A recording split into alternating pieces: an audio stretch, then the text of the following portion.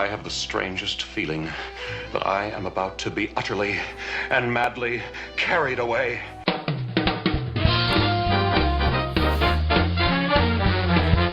The views expressed on the following broadcasts do not necessarily reflect those of KHLT, Take 12 Radio, or our affiliates. The opinions on this show should not be considered as medical, psychological, or professional advice and are those of the host, co-host, and guest. Take 12 Radio and KHLT Recovery Broadcasting are not affiliated with any particular 12-step fellowship.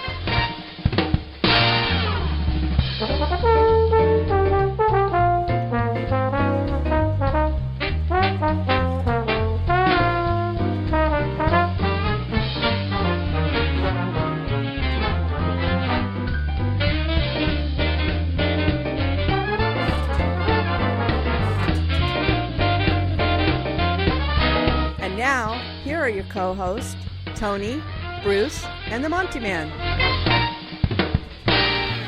Well, greetings, everyone. Greetings. Toni's here. Hey, Toni. Good morning. Hey, Bruce. Bop. Bruce is here, and we have a special... What are you doing? I'm on a roll this morning. Are you? Are you on a roll? Right. A jelly roll. A jelly roll. Yeah. Well, we have a couple of guests in the studio. Walter is here. Walter, you can say hi in the background there. Hello. There's Walter. And Harlen. Hi. Hi, Harlen. What's happening, buddy? Harlan's a girl. No, I'm not. Harlen is Bruce's grandson. Well, I'm doing good. You are doing good. Yeah. They're going to water park later today. Going to go get wet. Go get wet on this Memorial Day. By the way, Memorial Day is not a day of. I mean, people go, "Well, Happy Memorial Day." Well, that's not really what it's for. Memorial Day is a day to remember and honor those who have served in the armed forces and in war and that kind of. It's not really the happiest day in the world. Honor the ones that have fallen. The ones that have given their all, given the ultimate price. Mm-hmm. So it's really not Happy Memorial Day. It's more like thank you. Mm-hmm. Thank you. Exactly. It's a major thank you day. Yep. Yeah. Yeah. There you go. All right. So we recognize those who have given the ultimate price in defending our country, and whatever side of the fence you're on the political thing, nobody can argue the fact that a lot of people have fallen to really make sure that we enjoy the freedoms we have today. Amen. I don't care if you're Democrat, Republican, Independent, whatever you are. I mean, there's so many different things anymore. I can't even keep up. But one thing we can all agree on is a lot of people have sacrificed. Even for weirdos like me, Monty? Even for weirdos like you. Now, isn't that something? Yeah. That is just beyond. Mm-hmm. And that, truly, I mean, I say that tongue-in-cheek. But some of the things, the past behaviors that we've participated in, and these guys still, and gals, still pay the ultimate price. And here we are today. Mm-hmm. So thank you. Yes, particularly to the families who've been left. And I know this is a hard time for a lot of folks. All right. So the topic this week is recovered or recovering. Mm-hmm. And I didn't put the question out on Facebook any earlier than yesterday because I knew it would blow up, and I've been so busy this week. But there was a few people that came on. One lady said, always recovering, never fully recovered. And somebody else said, recovered from a hopeless state of mind and body, but still working on issues and growing in my program, and so forth and so on. There wasn't too much right fighting on this one. I have seen it in the past, though. Oh, really? Yeah, wow. where people... we did a show on this probably 5-8 years ago, something like that. So I wanted to bring it up again. But next week's our anniversary show. Next week we're celebrating 12 years. 12 years of broadcasting the best in recovery talk and positive music. I can't wait for that one. The oldest faith-based recovery radio station, and the only faith-based recovery radio station in the world, broadcasting out of this little tiny room in Albany, Oregon. Imagine that. Imagine that, Bruce. And it is truly a tiny room in Albany, Oregon. Yeah, it is. It is. But it fits us well. Huh, Bruce? Yes, it does. So we're going to be thanking some people next week. We're going to be playing some recovery music, more recovery music than we normally do. We've got several songs for you by some amazing recovery recording artists. And we're going to be giving away some goodies as well. So that'll be next Monday. Alrighty. So, wow. We got. What are these things? Oh, they're cinnamon sugar pita chips. They're amazing. Sugar pita chips. I always come with something. Tony always brings something. I got to spoil my boys. I can't eat mine until after the broadcast. Why? They get stuck in your mustache? No. They get stuck in my dentures. Look out there, Harlen. I didn't even think about that. Yeah, then I'm taking them out, cleaning them in front of everybody, and what you'd hear over the radio station would just be too much. And then we also have the hint water. The hint water. I haven't tried the peach yet. Not the hemp water. No, the hint water. HINT, like take a hint. Although there are properties of hemp that actually are pretty good for you. So really? Yeah, actually there are. Don't get him started on besides that. Clothing. No, but hemp doesn't get you stoned. Hemp, Oh. There's a whole other property about hemp. Sorry to talk in the background, but are you like... Well, we really can't do that right now, okay? Because we're right in the middle of the show, buddy. So this is peach hemp. I can't want to say because it looks like peach water infused. Now, last week it was Fiji water. Fiji water. Yeah, I saved the bottle of that. Did you really? Yeah. It's good water. Yeah. So that is there. Okay, so we're gonna hear a PSA, a public service announcement, and we're gonna come back and play a little Take 12 trivia. By the way, do you know who that was at the soundbite at the very beginning of the show? I had no idea. Any idea, Bruce? Marsha. Sounded like an old 50s movie, though. No, that was Adam West playing his role as Batman. Ah. Yeah, so when we come back, we've got Batman trivia. Oh, I knew Oh, that. God. No, you didn't. Little Batman trivia when we come back. All right, don't go away.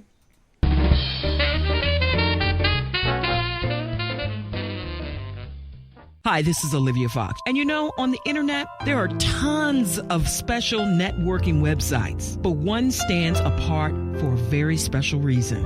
This one saves lives. It's matchingdonors.com. Matchingdonors.com links organ donors with people in need of kidney and other transplants. Did you know in the U.S., 19 people die each day waiting for an organ transplant, and most of them for kidneys? If you've ever considered becoming a living organ donor, or if you're someone in need of an organ transplant, please visit matchingdonors.com, home of the greatest gift of all, the gift of life, matchingdonors.com.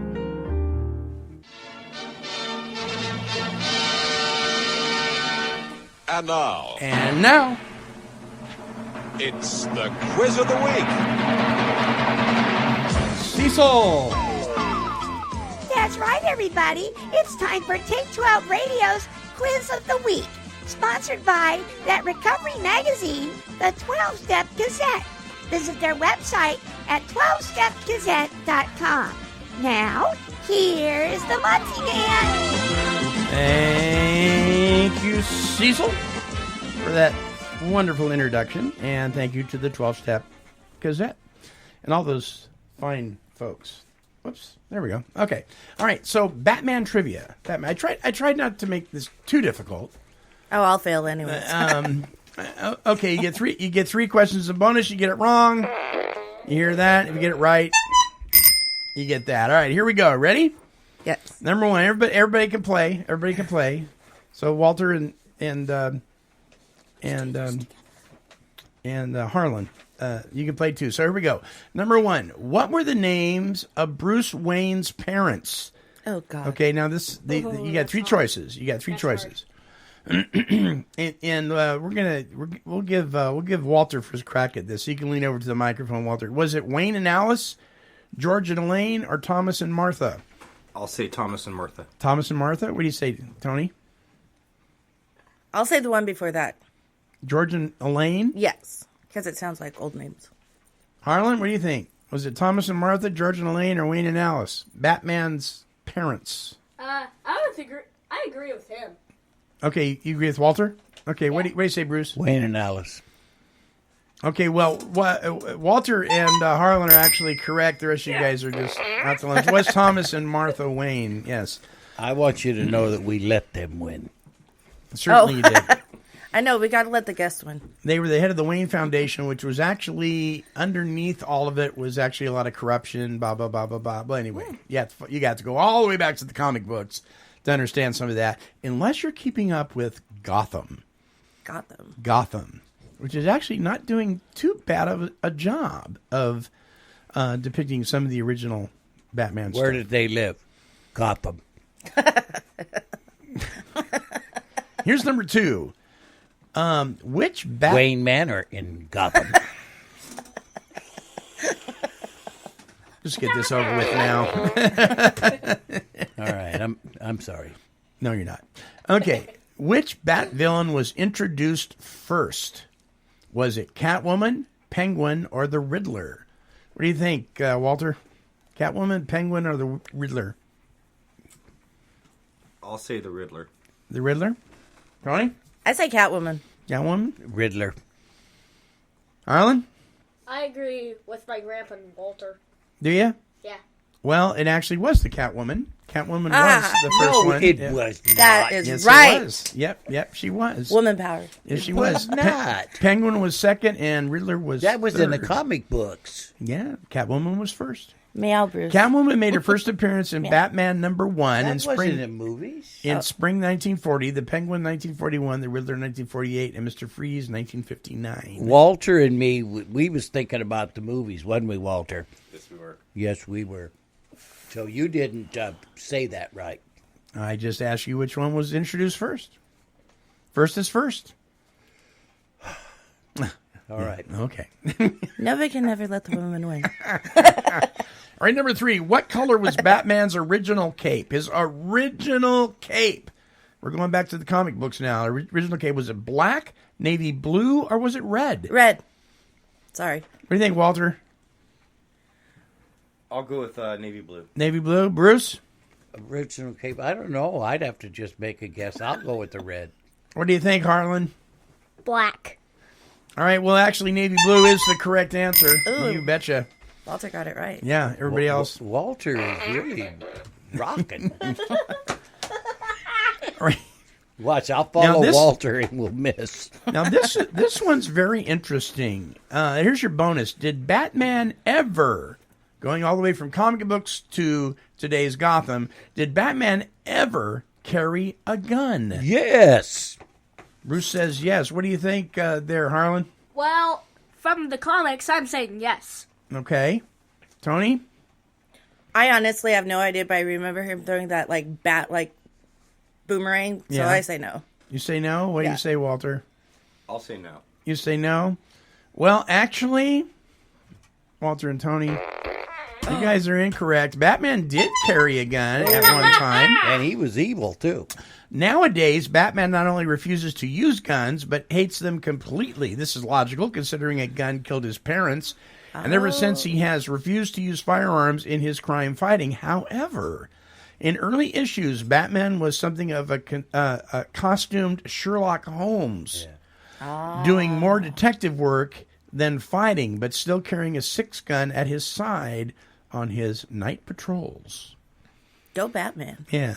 And this is one of the things about Gotham, about the series Gotham, is showing Bruce Wayne as a young man. He's very involved in detective stuff. I mean, he's studying, he's investigating, and that kind of thing. Yeah, there you go.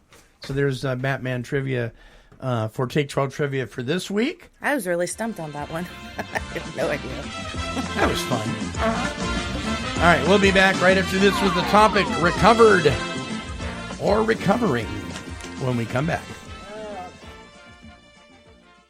You must have thrown 1,000 pitches teaching him to hit a home run. Spent countless Saturdays running routes so he could learn to hit an open receiver. Endless afternoons teaching him how to hit the three-pointer. But how much time have you spent teaching him what not to hit? Teaching boys that all violence against women is wrong is one of the most important things a man can do. Learn how to start the conversation at teachearly.org. Brought to you by Futures Without Violence and the Ad Council. The captain wired in, he had water coming in, and the good ship and crew was in peril. And later that night, when his lights went out of sight, came the wreck of the Edmund Fitzgerald. Alrighty, in the spirit of trivia, anybody guess who that artist is? I was just asking Walter that. I'm like, do you know who All this is? do you know? He likes music like this. Bruce? I was thinking about the topic. I know.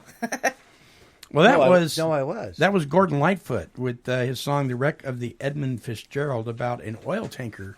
I wouldn't have known that anyway. Deep weeds. Did you say Lightfoot? Gordon Lightfoot, yes. Oh, he must be Native American. I don't know, but it was a good stage Little name. Lightfoot. That's funny. So the topic is recovered or recovering. This is an opinion that has been thrown around since probably the very first group of people, more than a couple of people, met within their 12-step fellowships. People have been arguing about this for years. And before I tell you my personal opinion about it, I just want to, I'm going to start out with reading an article.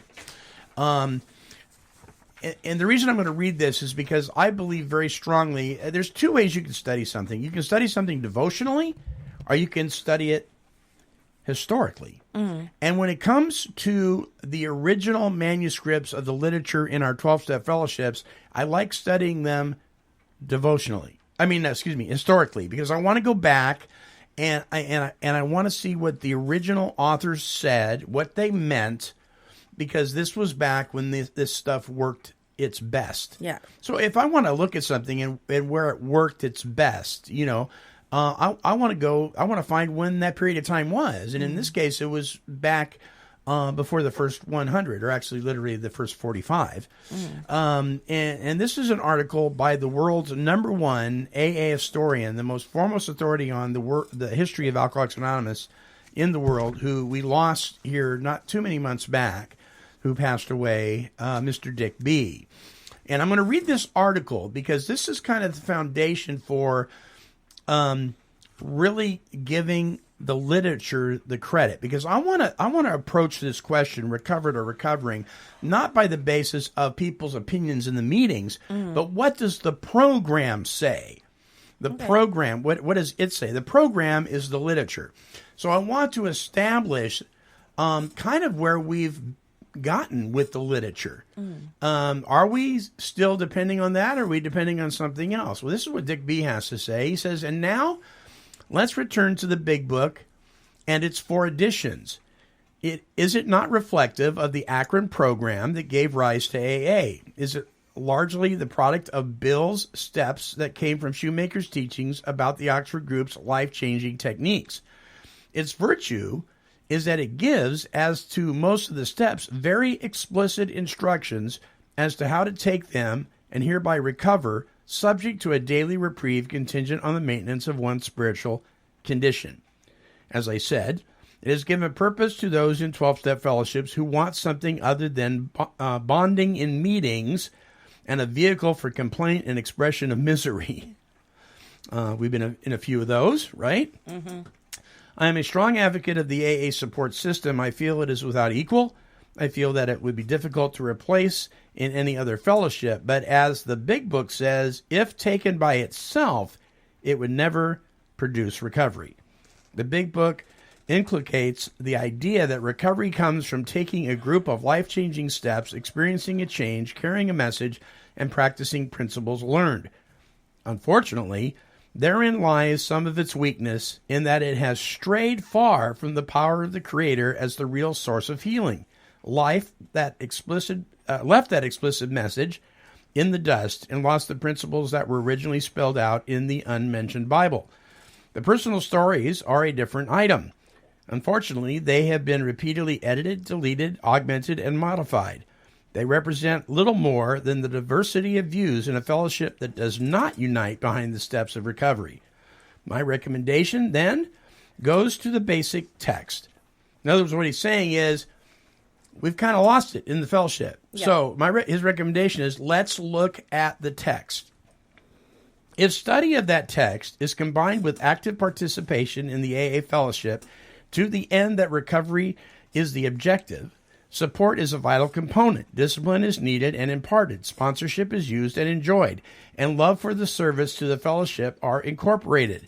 You have a very valuable program. Personally, I find nothing in the Big Book text that drives me away from God, the Bible, Jesus Christ, or my own religious affiliation. Those things come from ill-informed meeting talk.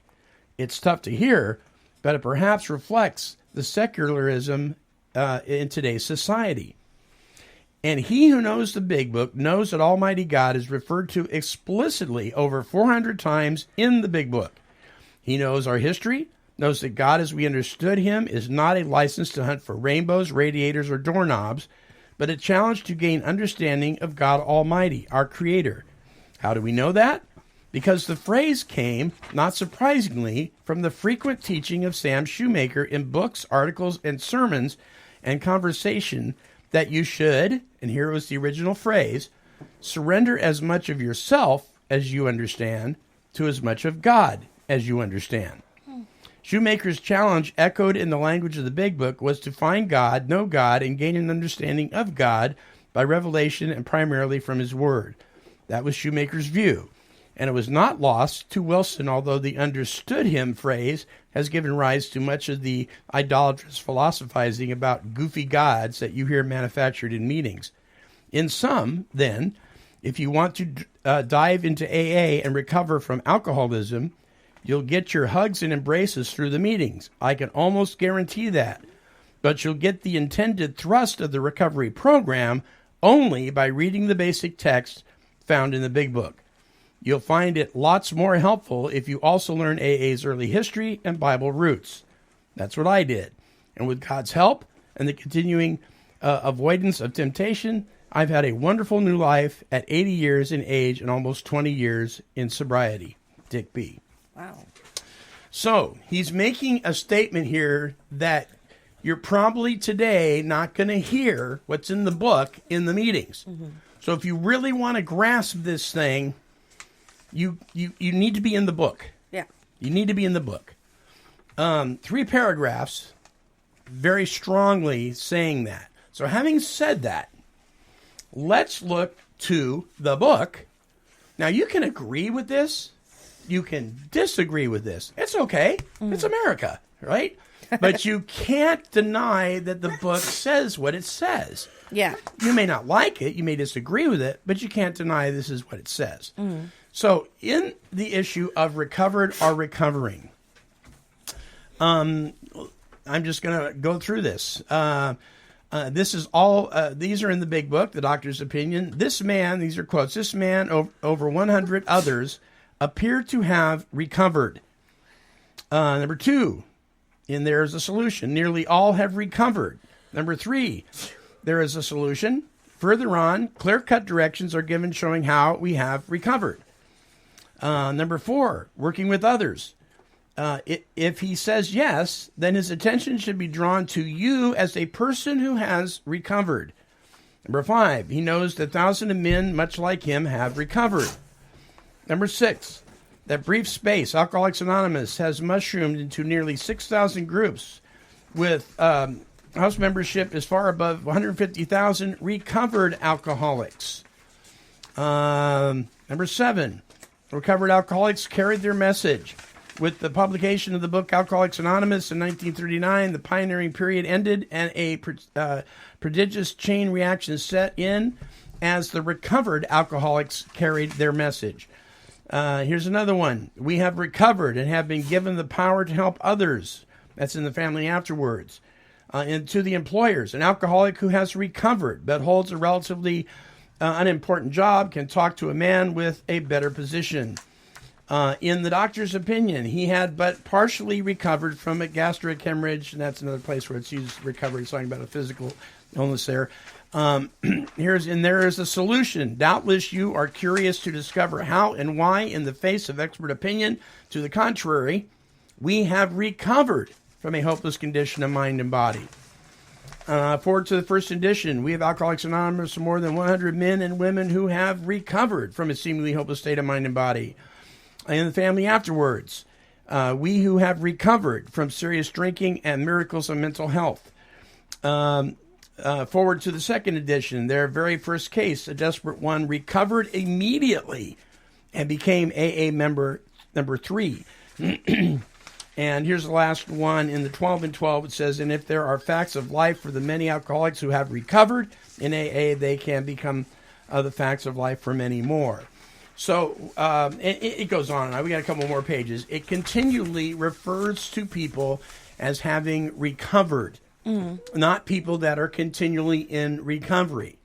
Now, here's my thought. This is and then I'm going to open it up to you guys. When I first came into the doors, I definitely was not a recovered alcoholic. I was a mess.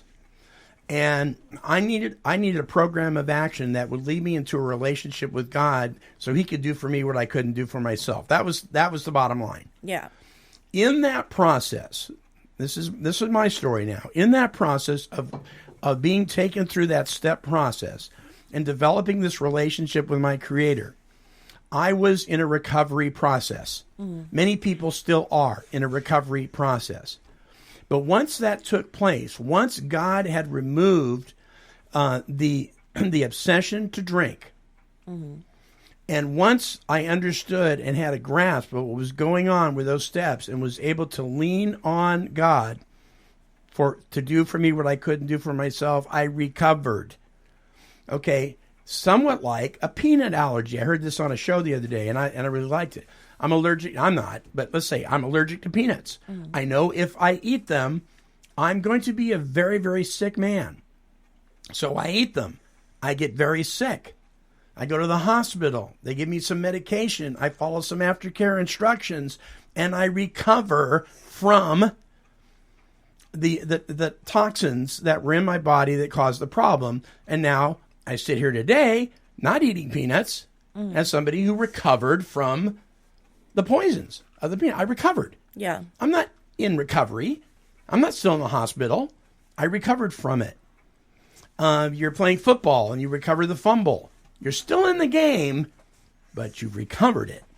You're recovered. Now, is there a difference between recovered and cured? I do think so. But I am telling you that from everything that I can read, in fact, it even says that we're to introduce ourselves as recovered people to the newcomer, that we've recovered from this thing. Those of us who actually have recovered. Are there people in the program that haven't yet? Yeah, I believe. All right, so there you go. Having said all that, I'm going to open up this can of worms and see where we go from there. Bruce, you want to start off?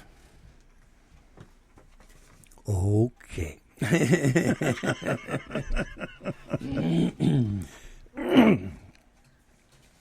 I also believe that we've recovered.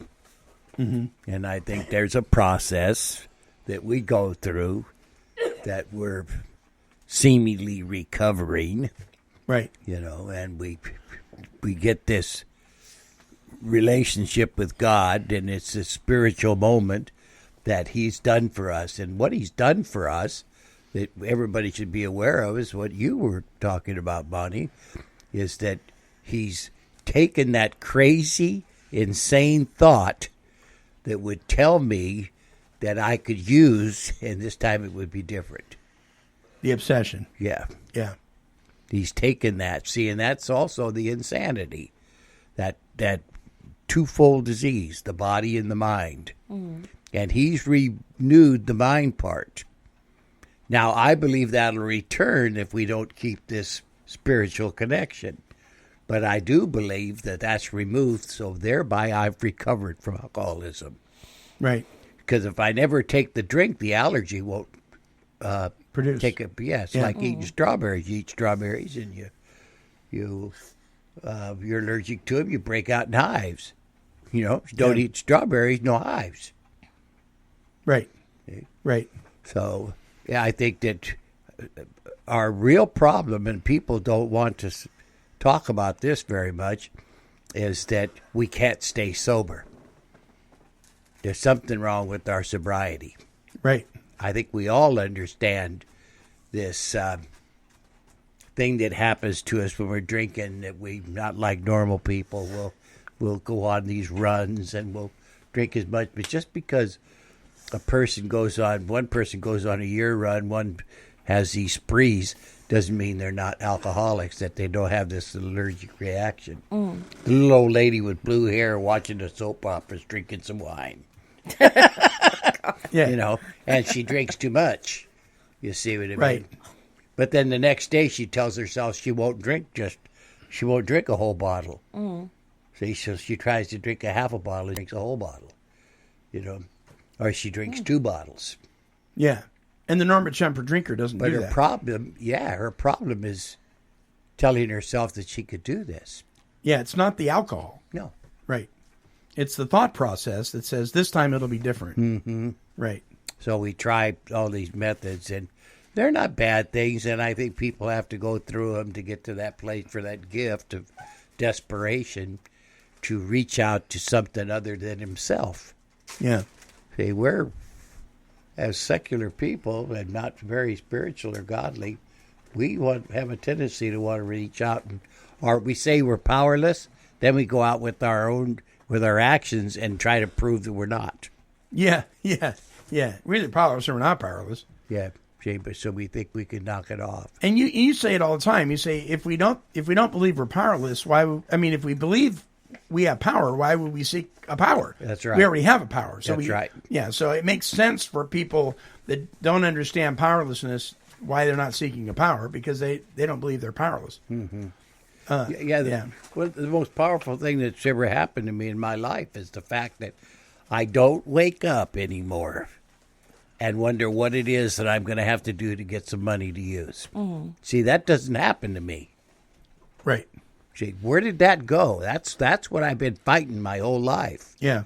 That's why I used to say, oh, gosh, I just want to go back to sleep. I'd give anything if I could just go back to sleep and not face the day. Mm-hmm. See, because of this horrible thing that would take place. But this is sober. Right. But I think, I'm still young in recovery. So I think I still have, and I believe this with anybody, there's a lot of firsts that pop up still. Mm-hmm. And you don't realize that there are those firsts. So, even almost 6 years in, I'm still having a lot of things pop up. Situations, people, places, playpens. For example, I have to go back home. Well, I don't have to. I want to go back home in June to see Kylie graduate. Well, there's a first there because my parents aren't there. That's where I stayed. So it was like a security blanket. So you don't have that accountability with your mom and dad. Yeah. B, I refused, and I made sure that I did not stay in the city I played in. It's about 15 or so miles down the road, but that's enough distance to where I don't know the city very well. Stuff like that I have to learn how to protect myself and not rely on other people. So that's a first. So I think throughout the years you do get recovered, but it doesn't happen overnight or right away. And then when it does come to that point where it's like, okay, I believe I went through all the first, I don't think anything else can pop up, then I think I can personally say I'm recovered. I don't even like that word. I'm in remission. That's what I say. I'm in remission to the disease, because if I, go back out there, then I'm going to be back to square one. So, yeah, and by saying that if I go back out there, you're saying that you're controlling it. I'm just saying I don't know if I told Monty yesterday, I don't know if I stayed in my city by myself where I grew up. I don't think I could ever come back if I went out there. That I'm glad you said that. That's powerful stuff. Yeah. See, and that's what I tell you that we can recover from. Yeah. See, that is. But I haven't gone through it yet, though. Yeah. I have to go through that process first. Yeah, because I think one lady alluded to the fact on Facebook that there were different pieces in her journey where she had recovered and some where she's still recovering. Exactly. And I think that's true. Mm-hmm. But that's not what we're talking about. No, we're talking about. I'm still going through pieces like that. You bet. Me too. Yeah. But there is and like I told you yesterday, we were texting it. there is a place, I believe, in anybody that's doing the work, that is leaning and depending on God for the solution. I believe that there comes a time, and I'm not the one to tell you when that is. Yeah, that's between you and God.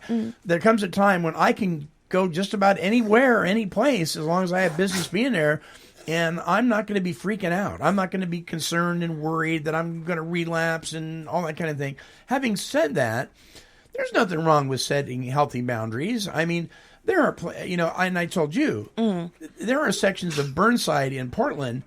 I just don't go there by myself. I just don't. I'm really not concerned. I mean, I believe that God would protect me if I ended up taking a wrong turn and I ended up down there by mistake, taking the wrong exit or something like that. But it's uncomfortable for me. I don't like it. Exactly. But that's not the same as being scared to death that I'm going to fall. It's not something I want to be around. And that said perfectly. It's the boundaries I decided to put up, and that's what I was telling Walter to do. I don't think I would do anything because I'm very strong in my recovery, but I just don't want to put myself, like you said, in that situation. I just don't, and it's like somebody asked me, well, can you go play pool at a bar? And I said, yeah, I could. I'm not a pool player, though. Yeah, could I do that? I suppose if I was invited to a wedding and everybody decided to go over to such and such tavern to have a pool tournament, I'd be perfectly capable of doing that. But usually what I hear people say is I hear people using justifications to go certain places. It's not that they've really recovered and they have business somewhere. Yeah. And it says that in the book, too. As long as you have a purpose of being there, Yeah. But I don't know. I that's what I got out of the topic. So have you ever heard somebody say that if you say you're recovered, you're setting yourself up for a relapse? Ever heard somebody say that? I have. Yeah, you bet. Yeah, what do you think about that? That may be true for some people. Maybe, huh? If they haven't recovered? Yeah, if you haven't recovered, then I would think that might be true for you. You bet. That's such a double-edged sword, that word recovered. Well, again, think of it this way. If, the damage that was done in my life, I've recovered from it. I'm so amazed by what's taken place in my life that, I take pain pills. Right. And every 7 or 8 days, I stop taking these pain pills for 4 or 5 days. Yeah. And let's make the listeners understand, there's a perfectly good reason why you do. You're under a very strong maintenance program that has to do with your physical condition. Right. Yeah. He's not just taking pain pills. Yeah, it's just like, people are going to attack this poor man now. Yeah. Leave my birds alone. It's pain management for a physical thing that I have going on. My knees are bad, and my back is bad, my neck is bad, and I can't have any operations because of my heart. Right. Last time I had an operation, I was in a coma for a couple of weeks. Yeah. Oh, wow. So, I actually died, and they brought me back. Wow. Yeah, I was dead for about almost 15 minutes.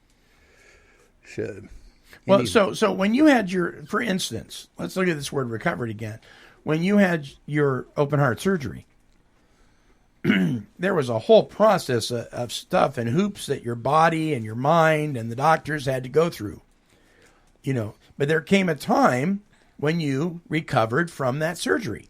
Right. Yeah. Now, you still have to do things to maintain your healthy heart condition. But watch what I'm trying to say about these pills that I'm taking. And there's this, I want to take some, and the pain is worse than it was before I took it. For a day. Right. When I'm getting off these pills, it's like, what am I even taking these for? No. I'm telling myself, and I want to take a couple more to get rid of this pain. And I think that's how that stuff works too. Because your body's like, when you stop taking it, then your body's like, what the heck? So when you take it again, it's just like, oh, more and more and more and more. That's just so the let whole me tell you where I've recovered. Exactly. Because I don't have the obsession no more, and I don't want to, and I have this experience with God, that He has done something for me, I go to Him, and I go to Him with a heart like I've never had before. It's really a humbling state and a state of knowing that I need him. And I ask him to give me the strength to get through this. And sometimes he'll place somebody in my life like Kimberly, you know what I mean? And she'll walk with me. And other times he just gives me the strength and the wherewithal to get through this. And so I believe that I've recovered. Right. And let me correct myself. I did not mean to say if when I go back home I'm going to relapse. I don't want anybody or any of my family or, sponsor listening to say that. That's not what I heard you say. Yeah, no. I'm just setting the record straight because my family is probably going to worry like, oh my God, she's going to relapse. It's just a new situation for me. That I have to rely on God to get through it. Yeah, yes, exactly. See, that's exactly what I'm saying. Yes. It's the very same thing. I have this relationship. See? Now, in my relationship, this is where everybody gets confused and thinks we have something with God. My relationship with God is not your relationship with God. Exactly. Right. It's not yours either, Monty. Right. And we're of the same faith. I think we're really on the same page on a lot of this stuff. So I have this personal relationship with him, and he knows me, and he knows what it takes, and he gives me that as long as I stay close to him and perform his work well. And I'd be arrogant to say I know what God's will is. So what I do, because I'm so appreciative, is because of the gratitude I have and of what he's done for me, I try to live out of that blessing. See, the blessing of the salvation, the blessing of the forgiveness that he's given to me. So I turn and I try to learn to forgive others out of what he's forgiven me for. Sure. You see what I mean? Sure. So I start to treat people differently. I'm not so selfish. Exactly. I'm trying to be unselfish. That's what I believe Alcoholics Anonymous is all about. But people don't want to get into that aspect of it. No. They think it's just about not picking up a drink.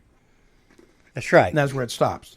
Yeah. And that's Or talking with a sponsor. or talking with your sponsor or sharing in a meeting or drinking. But a 9 times coffee. out of 10, they don't want to do their steps because they don't No. want to reflect on themselves. Yeah, Well- or they do a 4-step and get a 5th step with their sponsor.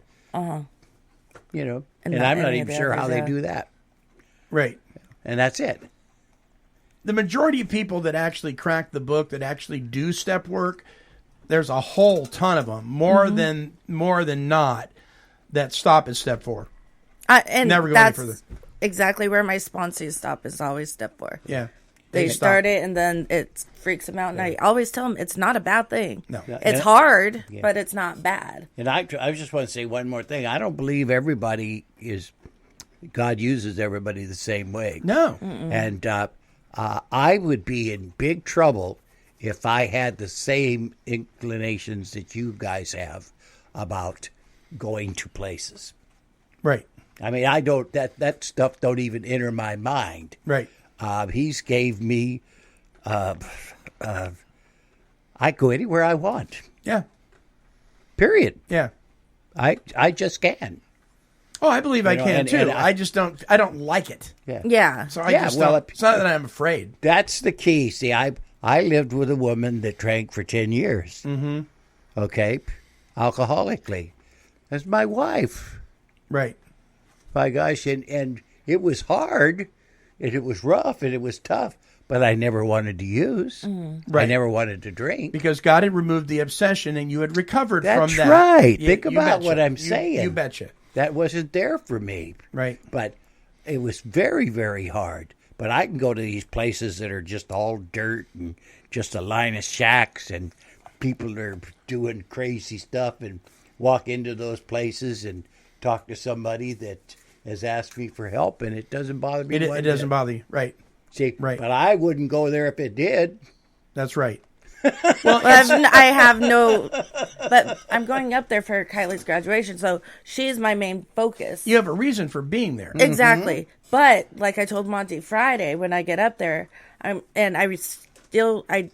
remember where the building is, and I remembered how to get there. I don't remember the name of the meeting, but I'm actually going to go there Friday and go to a meeting and apologize for going there drunk way back in the day when I was quote unquote. Because you feel like you want to make that amends. Yeah. Yeah. So I do have purpose there, and And that's very honorable. I don't think it's not because I'm not like God strong that it's just going to be really odd. If I was you, I'd thank him for placing that opportunity in front of me. Well, and I am. I'm just saying, there's still worries about going back home. It doesn't mean that, like... Is that a meeting in Tacoma? Yeah. Well, it's in Lakewood, which is a suburb. Okay. Is it like you go into this room and then there's like kind of a maze of hallways and then you... Exactly. I've been to that meeting. And it's like in the little triangle area? Yes. That one. Yes. Wow. I have been in that meeting. You go this way and they do something else. Have you been in that meeting? Yes. That used to actually be a preschool. My sister used to teach there, my oldest sister. Yeah. So that's the only reason I remember where the building is. We took a bunch of guys going up to a Promise Keepers rally years ago, and in Tacoma, and we stopped at that meeting. I mean, it was hardcore. Yeah, you know, that's like old school AA. You know, the floor is wood, but it's painted wood, and it's the old, you know, and it's an old building. Yeah, that little triangle thing. That's crazy. Yeah, isn't that crazy? But I will report once I get home. How about you, Walter? Do you believe you recover from alcoholism? Oh God.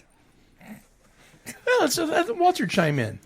So I think that would be more like, I would think of it more like a medical situation. Like I broke my ankle, it healed, I recovered from that. Right. Do I still suffer the symptoms? Yes, every day. So, yeah. What the heck did that come from? Like the peanut allergy. Yeah, I still don't eat peanuts because I know if I do, then I'm gonna have to go through that whole process again. And yes, listeners, my jaw is scraping off the floor right now. I can't believe he said something like that. Do you believe there's people that need a spiritual aspect to recover from alcoholism? Absolutely. I believe there are people who need something further in their life to help them fill that void that's there. Yeah, that's a wonderful way to put that too. I needed that. Yeah. Because I just couldn't choose. Because I tried that. I tried just to choose. You know, gosh, I remember living in Hayward, California, and deciding, you know what, I'm just not going to drink. It didn't work. Just making that you know that temperance pledge they called them back in the day. Oh, I'll sign this agreement. Right. You know, I need something more than that. You know, and a human power wasn't going to do it. I needed to have a spiritual connection. Because I had people holding me accountable and everything, and I still drank. So Here's a babe in the woods. Do you believe people can recover, Harlen, from alcoholism? I don't know.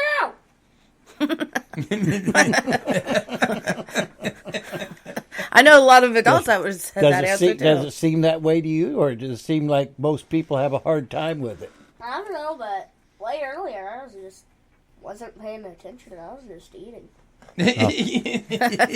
Okay. So when people tell me that no, I haven't recovered, I'm recovering, I believe them. Kind of like Bruce says, when people say they work their own program, I believe them. Yeah. You know, but I'm telling you that when it comes to you can have whatever opinion you want. This is a free country, but when it comes to what the book says, if you are a student of the big book says we recover. It doesn't say we're continually in a recovery mode. It says we recover, provided it's conditional. Provided we stay in fit spiritual condition, then we stay in that peace. Now, for those of you who are members of the faith community, particularly Christianity, because we have a lot of Christians listening to the show, this is not non-biblical. This lines up with the Bible. It talks about as a house swept clean. I mean, this is a house that has been swept. It was filthy. It was dirty. It was swept clean. We must remain vigilant. Otherwise, the demons return 100-fold. So just because you're cleaned out doesn't mean that you can rest on your laurels and let up on your continual growth in your spiritual walk. Exactly. You can't do that. And I think this is going to not... Let me reword this before I say it. I'm glad have the opportunity to go through this new situation because it'll show how strong to myself. Finally, I guess prove myself how strong my program is through me. I've already done these steps to make sure I keep that wall up away from that place. Right. But am going to be glad coming home on the other side of it, knowing I didn't let myself down. So I think it's more of a I think what's also going to prove is how much God's got your back. Exactly, and God too. Yeah, definitely. Yeah. God goes with me everywhere. I mean, I pray every day. I starting, Bruce, to read the Bible area stuff. I'm only a couple pages into it, so no pop quizzes yet. But I do have an app on my phone with the Bible in it. So the Bible app. That's exactly what it's called. Is it little brown Bible? Yeah. There's a thing that for us, that it's just a challenge that I put to a lot of people is that if you wouldn't go out into the world without eating and nourishing your body. Yeah, that's what you said to me. Yeah. Right. So if you're going to live the spiritual life, then you have to learn to nourish that. It just makes sense. It's kind of a no-brainer. And part of the food is the Word of God. Yeah. Yeah, I agree. Harlen wants to say something. Hey, Harlen. Huh? You were waving your hand around. Did you want to say something? No? Okay. All right. So if you think you're setting yourself up to relapse, if you verbally say you're recovered, then don't say it. I mean, if that's your deal, but I am telling you that I am a recovered alcoholic. Yeah. And I usually, when I introduce I'm it depends on the meeting I'm in. I get when in Rome. You know what I'm saying? And if I could kind of feel out the situation, I may introduce myself. Hi, I'm a Monty'man, I'm an alcoholic. Just out of respect. If I think this is going to start a war, that's not my purpose for being in a meeting. Right. I want to be helpful. But in my home group, I refer to myself as, I'm a recovered alcoholic. That is to say, I recovered from a seemingly hopeless state of mind and body. That's what I say. Because that's what the book says. And that's true. And I've experienced that. It doesn't mean that I am free to just do whatever I want whenever I want. It doesn't. That's just irresponsible. Freedom without responsibility isn't freedom. It's selfishness. And if that's at the root of our problem, then I am setting myself up for trouble. If I'm letting selfishness and pride lead the procession, then I am in deep weeds. Okay, so having said that, with those who are going to argue with this point or disagree with us, I can't wait to see the comments on this one. That's all fine and good. Remember, I'm just telling you what the big book says. Yeah. You can disagree with that. It's fine, but you can't disagree with the fact that it says that. There's more reference to that than anything else as far as the state of being recovered goes. And so here's a song to close out by my good friend and recovery recording artist, Mr. Brian Duncan. For those of you who want to argue with us, and even for us, this song is called "If You Want to Be Lonely, Just Be Right All the Time."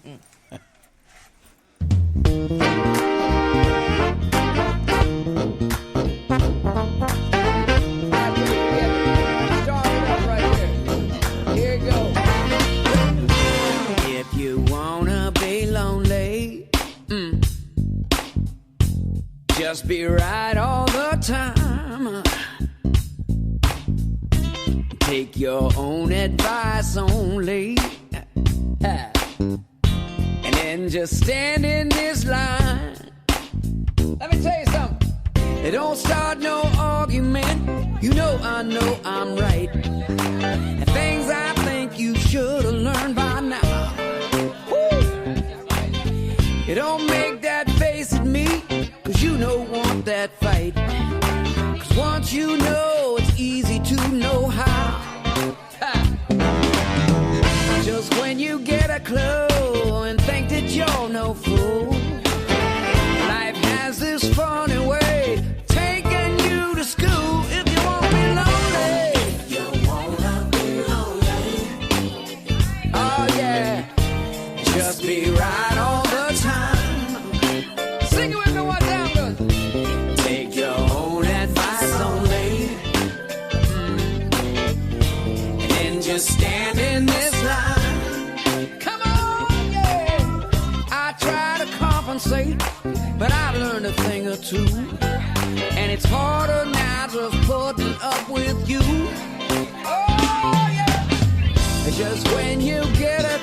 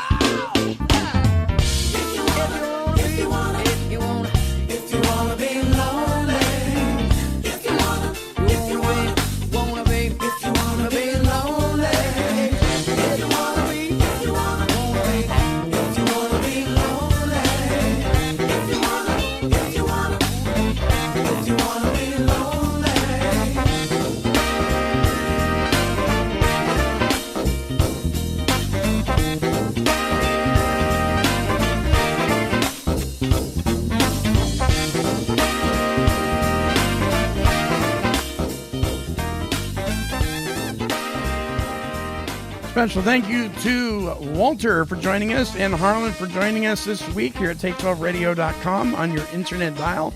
Remember, sign up for Podomatic for fun and for free. Go to Take12Radio.com and click on follow us on Podomatic, and you'll be updated on the shows every time we update one. We love you guys. We wish the best for you. And until our next broadcast, this is the gang. We're wishing God's perfect serenity for you. Bye-bye now. Have a great weekend.